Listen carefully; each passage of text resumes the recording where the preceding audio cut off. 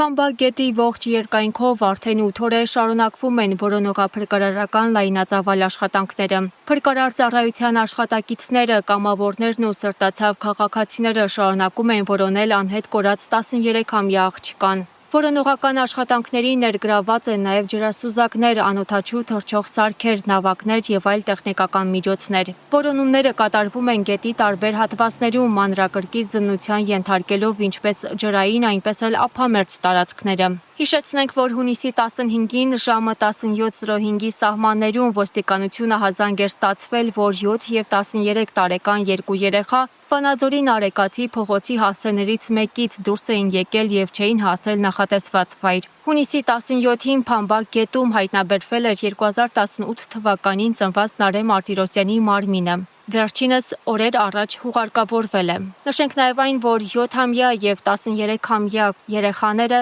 քույրեր են եղել։